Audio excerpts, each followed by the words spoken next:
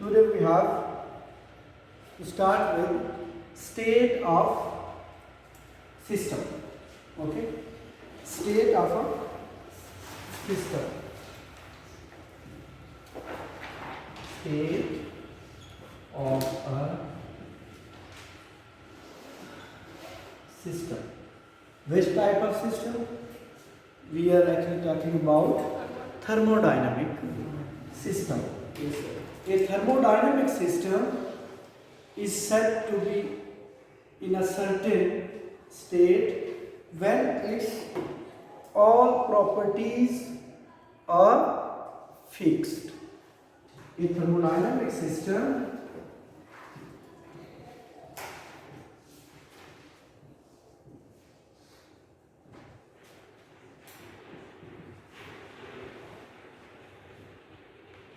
is in a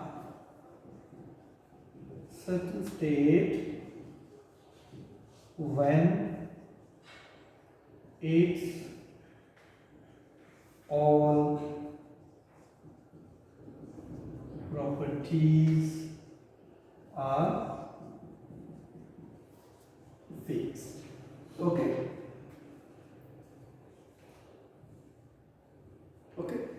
Such type of systems are called, or state, or condition, are called the state of a system. Mean here two things are important: a certain state, okay, and properties. Which type of properties? There are few fundamental properties which actually determine the state of a system. That properties are called state variables, okay, which are pressure, temperature, volume, mass or number of moles, and composition. Okay, any sort of change in these properties will explain the state of a system. Okay, it means state of any system depends upon these 5 state variables, these properties. Mean pressure of the system, temperature of the system, volume that system contains, and mass of any matter present in the system, or the composition of matter. Okay, so any sort of change, any kind of change, either it is a change in pressure or volume or temperature or mass of the matter or the composition, it directly affects the state of a system, and state automatically will be the changed state. Okay, अब क्या होता है उसमें state आपकी, तो ये आपको चीज क्लियर होगी कि स्टेट ऑफ अ सिस्टम क्या होता है. Now the next part is either that state of a system is in equilibrium or non-equilibrium state. Equilibrium state of a system and non-equilibrium state of a system. What do you think? In which type or in which conditions the system will be in equilibrium while dealing with these variables? आप बता सकते हैं equilibrium के क्या meanings हैं? जब कुछ चीज बैलेंस में आ जाती है, ठीक है, इक्विलिब्रियम कहते हैं. किस में? सिस्टम में भी है, सराउंडिंग में. अब अगर इक्विलिब्रियम स्टेट ऑफ सिस्टम है, it means in such states, whenever you have equilibrium state, in equilibrium state of a system, all properties have same value, constant values, not same, constant value throughout the system. System में आप कोई changes करें ना करें, system state 1 में है, state 2 में है, जिधर भी जा रहा है, अगर उसमें ये प्रॉपर्टीज जो है उनकी वैल्यूज में चेंजेस नहीं आती, कांस्टेंट रहती हैं तो that system will be called or that state of system will be called equilibrium state of a system. Whereas in case of non equilibrium ये values जो हैं, ये properties जो हैं, ये variable जो हैं, ये constant नहीं रहेंगे, ठीक है? तो उसको क्या कहेंगे? non equilibrium state of a system. Clear हुई बात? ठीक है? equilibrium में आपकी system through out the system जो प्रॉपर्टीज हैं वो कांस्टेंट रहेंगी। मीन कि अगर आपने कंपोजिशन किसी की वन ली है तो वो थ्रू आउट द सिस्टम आपने जो भी प्रोसेस कर रहे हैं वो वन ही रहे तो system is in equilibrium state of a system. अगर उसमें कोई वेरिएशन आ जाती है then you call it non equilibrium state of a system. ठीक है, अब आपको पता है, you are well clear in state of a system, equilibrium state and non-equilibrium state. The next part is thermodynamic processes. Okay, अब वो हम देखते हैं थर्मोडायनामिक प्रोसेस क्या होते हैं और आपने इन चीज़ों को ज़हन में रखना है। प्रेशर है, टेम्परेचर है, वॉल्यूम है, नंबर ऑफ मोल्स मास है या कंपोजिशन है, ठीक है। इन चीज़ों को आप आज थर्मोडायनामिक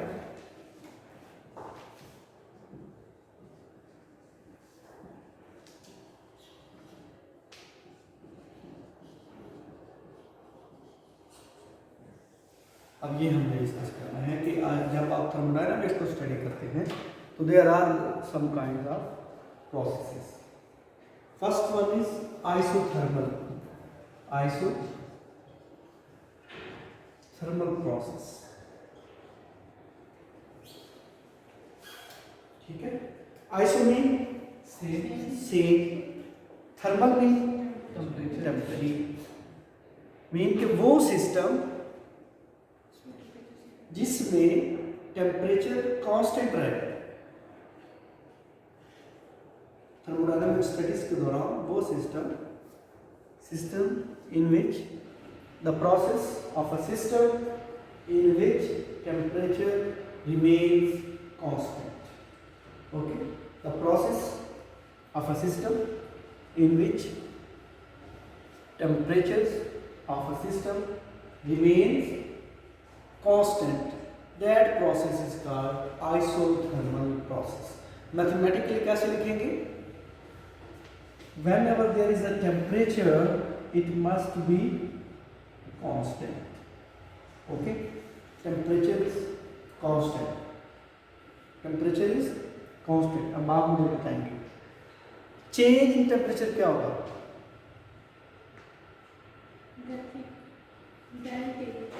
वो उसकी वैल्यू क्या होगी?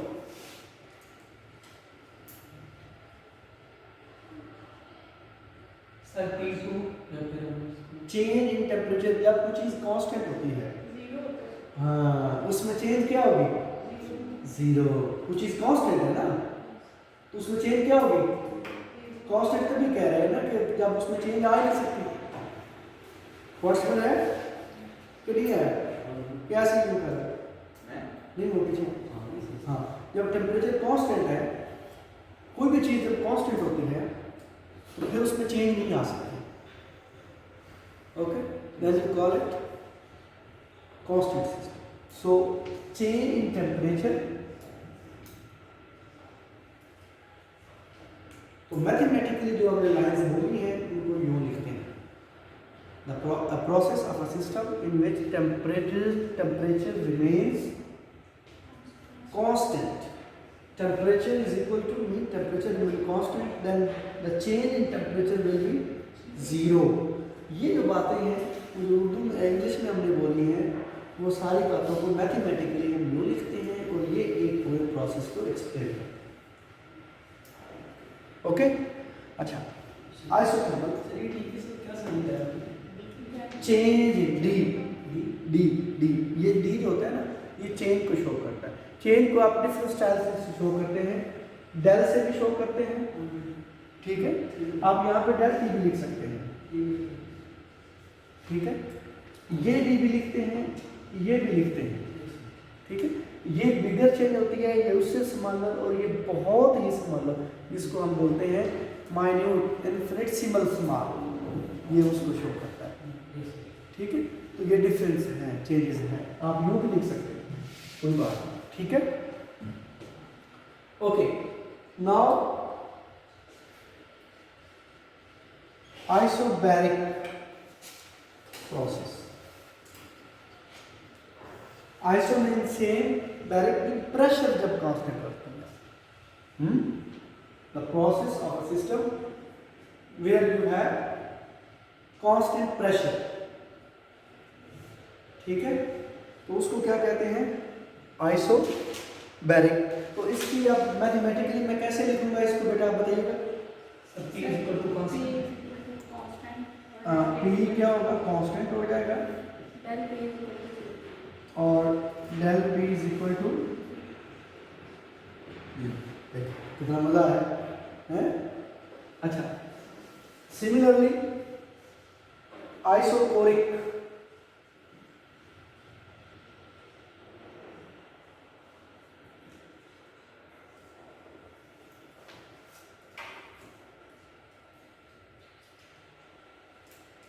अच्छा, इसमें क्या होता है? वॉल्यूम को कांस्टेंट रखते हैं। The process in which volume of a system remains constant, the process is called isochoric.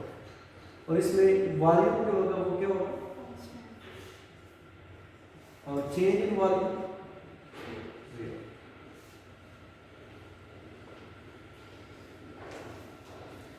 इनका बड़ा बेनिफिट होगा।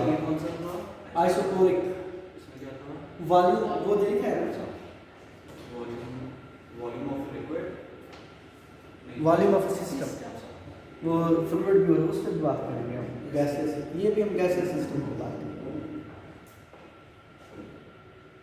अच्छा, ओके। फिर है आपके पास आइसो, आइसो से भी अच्छा है एक और, उसको पहले कर लें। Adiabatic process.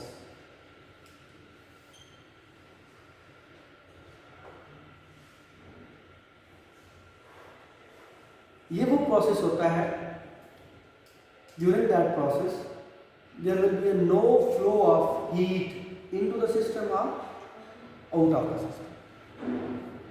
Flow of heat, there will be no flow of heat into the system और आउट ऑफ द सिस्टम। तो चेंज इन हीट फिर क्या होगा? जीरो। ठीक है, मगर इसके लिए आप अब Q कांस्टेंट नहीं लिखेंगे। A process where there is a no flow of heat into the system or out of the system. ठीक है, that process is called adiabatic process. अब इसमें जब हीट इन ही नहीं हो रही, आउट ही नहीं हो रही, तो मीन तो उस सिस्टम की जो भी अपनी हीट है वो तो वही है ना, फिक्स है, तो चेंज इन हीट क्या होगा? सिमिलरली एक और इसके बाद है, वो है साइक्लिक प्रोसेस।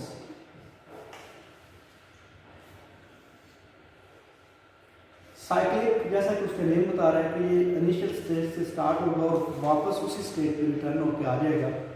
ठीक है, उस प्रोसेस को क्या कहते हैं? Cyclic process. A process in which a system goes into different steps or different stages, okay, and then return to its initial state. The process is called cyclic process. जी, अब sentence change भी हो सकता है क्योंकि वो better हो जाएगा। A process in which system goes to different stages or different steps and then returns back to its initial state or initial stage या initial step that process is called cyclic process. और उस process में क्या होता है, change in energy जो होता है वो जीरो होता है, और चेंज इन इंथैल्पी जो है वो भी जीरो है। इंथैल्पी पे हम डिस्कस करेंगे, लॉन्ग डिस्कशन होगी कि इंथैल्पी क्या होती है, ठीक है। चेंज इन एनर्जी भी जीरो हो जाती है साइक्लिक प्रोसेस में, ठीक है। और चेंज इन इंथैल्पी भी एक एनर्जी की ही फर्दर कंडीशन है, तो ये भी जीरो हो जाती है, ठीक है। फिर आपके पास एक प्रोसेस आता है जिसको कहते हैं रिवर्सिबल प्रोसेस। क्या होता है,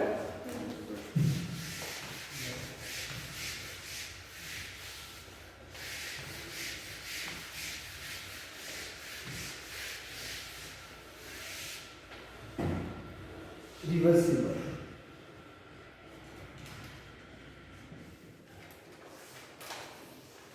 और इसके साथ ही होता है इररिवर्सिबल।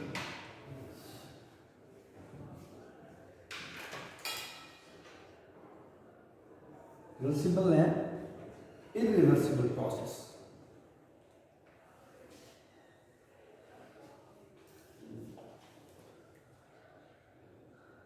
आप क्या फीलिंग्स हैं या क्या आप परसीव कर रहे हैं इस वर्ड से?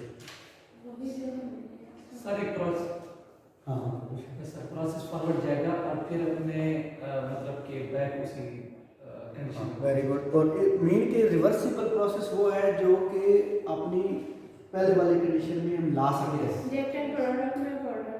और इरिवर्सिबल प्रोसेस में वो होगा कि हम उसको वापस एक फाइनल स्टेट पे जब पहुंच गया तो उसके बाद हम उसको इनिशियल स्टेट पे नहीं ला सकते।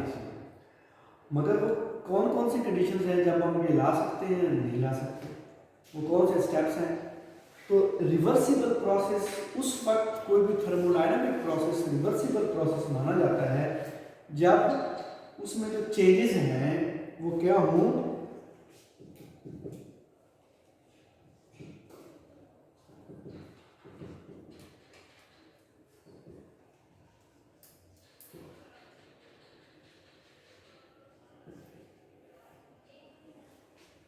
क्या इन्फिनिटेसिमली स्मॉल चेंजेस हो उसमें, या वो प्रोसेस इन्फिनिटेसिमली स्लो हो। कैसे कि आप एक स्टेप करते हैं तो उसमें कोई बहुत बड़ी चेंज ना लेके आए, थोड़ी सी चेंज लेके आए जो कि रिवर्स हो सके, जो कि रिवर्स हो सके। अगर आप उसमें बिगर चेंज लेके आते हैं, ठीक है, तो वो हो सकता है कि वो वापस अपनी उस पहले वाली कंडीशन में ना आ पाए। क्यों? क्योंकि उसके अंदर डिफरेंट स्टेप्स ऐसे होते हैं, ऐसी स्टेजेस होती हैं जो कि आप डायरेक्टली कर चुके होते हैं। जब तक आप उनमें नहीं आते उस वक्त तक आप वापस अपने पहले कंडीशन पे नहीं आ सकते। तो ये है, जब भी कोई आपका प्रोसेस वहाँ पे ये लिखा हो कि इन्फिनिटेसिमली स्मॉल चेंजेस हैं, स्लो प्रोसेस है, ठीक है, तो वो क्या होगा, रिवर्सिबल। अदरवाइज इसमें डिफरेंट स्टेजेस आती हैं, ये आपको इंडिकेट कर रही है ना। मसलन एक आपकी स्टेज 1 है, स्टेज 2 में आप आ रहे हैं, अगर यहाँ से आप डायरेक्टली आ गए, ठीक है, तो ये फिर रिवर्सिबल प्रोसेस नहीं होगा। हाँ, अगर आप इसमें आते हैं फिर आप यहाँ पे देख लें कि ये वापस आ सकते हैं, जी आ सकते हैं, फिर इधर आ गए, फिर यहाँ पे आ गए, यहाँ से अगर यहाँ आ गए तो फिर इधर भी आ गए, ठीक है। तो क्या ये पॉसिबल है? थर्मोडायनामिक सिस्टम में ऐसा हो सकता है कि आप बहुत स्मॉल चेंजेस जिनके लिए आपके पास कोई इंस्ट्रूमेंट भी ना हो, मेजर भी ना कर सकें, तो ये इमेजिनरी है, ठीक है। थर्मोडायनामिक प्रोसेस में ये क्या हो जाता है, इमेजिनरी है, और ये बहुत स्लो प्रोसेस होता है, ठीक है। और इसमें जो वर्क डन होता है ना वो हमेशा ग्रेटर होता है एज कंपेयर टू इरिवर्सिबल। कि क्यों? क्योंकि इसमें लॉस नहीं होता, ठीक है। Whereas in case of irreversible process आपके बिगर स्टेप्स होते हैं, आप वापस नहीं आ सकते, ये कंपैरेटिवली फास्टर होता है, ठीक है। और फिर क्या है, इसमें जो वर्क डन है वो स्मॉलर होता है एज कंपेयर टू रिवर्सिबल, क्योंकि रिवर्सिबल में लॉस नहीं होता, ठीक है। मतलब जितनी एनर्जी सिस्टम में है वो उतनी ही यूज कर रहा होता है हर स्टेप्स पे, ठीक है। और फिर पहला पॉइंट ये जो सबसे मेन पॉइंट है कि रिवर्सिबल के केस में हर स्टेज पे सिस्टम आपका इक्विलिब्रियम में, हर स्टेप पे 1 2 3 4 5 जो भी स्टेप्स हैं, हम एवरी स्टेप पे वो क्या होता है सिस्टम इक्विलिब्रियम स्टेट में होता है। इक्विलिब्रियम स्टेट की क्या कंडीशन आपको इंफॉर्मेशन दी थी, जिसमें उसके जो स्टेट वेरिएबल्स हैं वो अपनी वैल्यू जो है वो कांस्टेंट रखते हैं, तो वो इक्विलिब्रियम स्टेट में होता है। मगर जो इरिवर्सिबल प्रोसेस होता है इसमें इनिशियल स्टेज और फाइनल स्टेज जो है ये इक्विलिब्रियम में होती है, और जो इन बिटवीन है वो जरूरी नहीं है कि वो इक्विलिब्रियम में, ठीक है। अब इक्विलिब्रियम स्टेट का आपको पता है कि वो क्या होती है, पता है, तो ये इनमें थोड़ा सा फर्क है।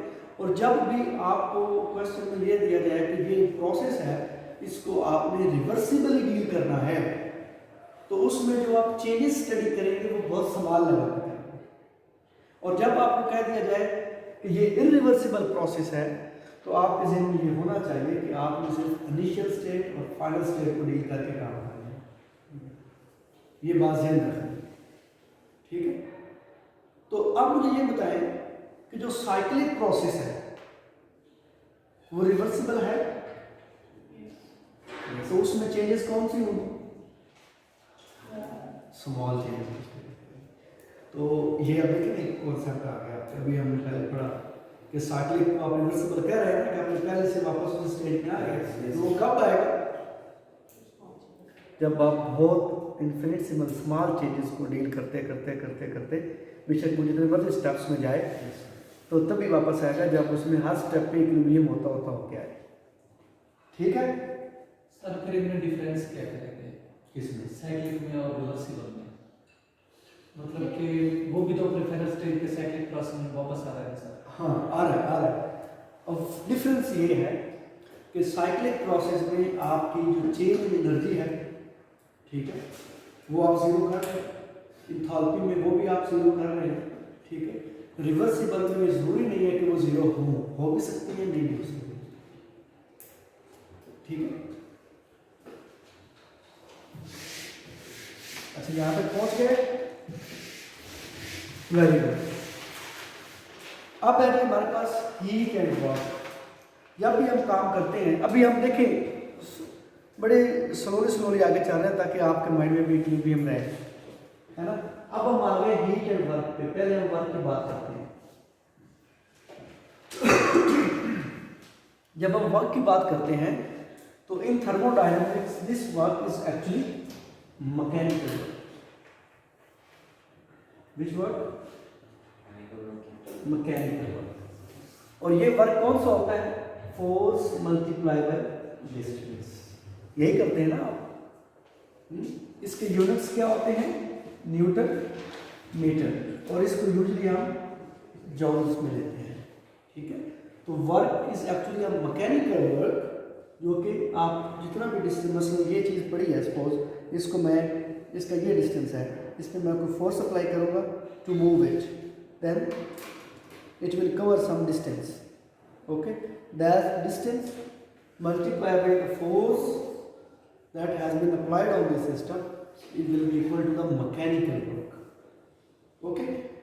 अब mechanical work हम क्यों लेते हैं, basically यहाँ पे in thermodynamics we usually have a gaseous system initially, और उसके लिए हम एक सिलेंडर लेते हैं और उसमें पिस्टन होता है, वो पूरा फिक्स करते हैं। अब पिस्टन ने मूव कर रहा है, that movement is actually a mechanical movement, okay। और ये किसके रिजल्ट की इफेक्ट है, that is the effect of expansion of gas या compression of gas, तभी वो वर्क हो रहा है ना, ठीक है। तो इसलिए हम इसको क्या बोलते हैं, मैकेनिकल वर्क। इसके यूनिट्स क्या है, जो मैं यूनिट्स के मामले में बहुत कॉन्शियस हूँ, आप यूनिट गलत लिखेंगे मुझे बहुत दुख होगा, शायद मैं रोने भी लगूँ। हाँ, एंड पहले मैं रहूँगा फिर आप रहोगे, ठीक है। यूनिट्स आपने ठीक लिखे हैं, और 1 जूल इसको हम अर्ग्स में भी लिखते हैं, 1 जूल इज इक्वल टू 10⁻⁷ अर्ग्स, ठीक है, ये आपको याद रखना। अच्छा, इसके फिर साइन का भी बड़ा इशू है। अब आपके पास सिस्टम है एंड सराउंडिंग है, आपके लिए इंपॉर्टेंट कौन सी चीज़ है बेटा, सिस्टम और सराउंडिंग। सिस्टम, तो जब हम बात कर रहे हैं हमारे लिए वो chemical reaction is the important, so system is the important. अगर सिस्टम को बेनिफिट हो रहा है तो उसके लिए आप एक पॉजिटिव इम्पैक्ट जाएगा, अगर सिस्टम पे उसको नुकसान हो रहा है तो वो एक नेगेटिव इम्पैक्ट होगा। जब सिस्टम वर्क करेगा, क्या करेगा? सिस्टम वर्क करेगा। इसको इंग्लिश में क्या बोलते हैं? Work done by the system. तो सिस्टम को फायदा होगा, नुकसान होगा? नुकसान होगा, साइन नेगेटिव होगा। Work done by the system, sign negative. अब ये भूलना नहीं चाहिए आपको, ये work done by the system mean के सिस्टम है, आपने सिस्टम को इंपॉर्टेंस देनी है, ठीक है। अगर सिस्टम को बेनिफिट हो रहा है तो उसके लिए आप पॉजिटिव साइन लिखेंगे, एक पॉजिटिव इम्पैक्ट पड़ता है ना अगर किसी चीज़ का बेनिफिट हो। अगर लॉस हो तो क्या लिखते हैं आप? नेगेटिव होता है। अब सराउंडिंग में चेंजेस आती हैं, सिस्टम में कुछ एनर्जी है, वो अगर सराउंडिंग में कुछ चेंजेस लाएगा तो वो अपनी एनर्जी लूज करेगा ना, अपनी एनर्जी उस पर वेस्ट करेगा, उसके ऊपर लगाएगा, तो सिस्टम को नुकसान होगा ना। तो work done by the system आप नेगेटिव साइन के साथ लिखें, और इसके अपोजिट क्या होगा? Work done on the system, वो क्या होगा? अच्छा, अब इस स्टेटमेंट को जरा और कंप्लीट करें। Work done by the system on the surrounding, यही बात है ना। सिस्टम किस पे वर्क करेगा? सराउंडिंग्स पे। Work done by the system on the surrounding, ठीक है। और ये क्या होगा? Work done on the system by the system. ये भूलना नहीं है आप, साइन नेगेटिव, आपने सिस्टम को इंपॉर्टेंस देनी है। अब ये इसका इम्पैक्ट क्या होगा? जब आप न्यूमेरिकल करेंगे, जब कोई डेरिवेशन करेंगे उसमें, फिर आप वहाँ पे मिस्टेक करेंगे। मगर इसको इसलिए बार बार कह रहा हूँ कि आप इसको ज़हन करना। इसके बाद लास्ट पार्ट है, वो है हीट। आज आपको पता लगेगा कि हीट क्या होती है, तो बताएगा मुझे व्हाट इज हीट? हरारत। उर्दू में एक्सप्लेन एक्सप्लेन करो आगे, वही सर, एक्सप्लेन तो किया नहीं है। ट्रांसलेशन में कहा था सही है। Flow of energy, flow of energy, which type of energy? शाबाश। देखिए ना, मेरा मकसद यही है कि आपकी मुझे thermal energy, okay, kinetic energy, clapping, तुक्का लगाया, सोच के बताया, आपके अंदाज से लग गया तो मुझे कि ये तुक्का लगाया, ठीक है। क्योंकि मूव कर रही है ना, वो तो फ्लो की फ्लो, अगर फ्लो कर रही है तो मूव भी तो मूवमेंट भी तो हो रही है, तो काइनेटिक एनर्जी डेफिनेटली होगी।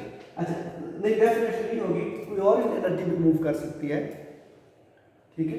तो ये क्या है? फ्लो ऑफ एनर्जी, उसको आप क्या कहते हैं? हीट कहते हैं। और ये स्पेसिफिकली क्या है? काइनेटिक एनर्जी होती है सिस्टम की, ठीक है। अच्छा, और आपको ये भी पता है कि एवरेज काइनेटिक एनर्जी क्या होती है? और नहीं हुई, average kinetic energy is actually temperature of the system होता है।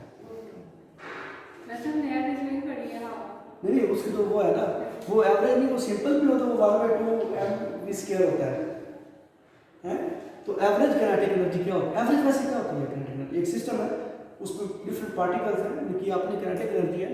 आप किसी की ज़्यादा है, किसी की कम है, आपने एवरेज ले ली। Average kinetic energy is equal to temperature, ठीक है।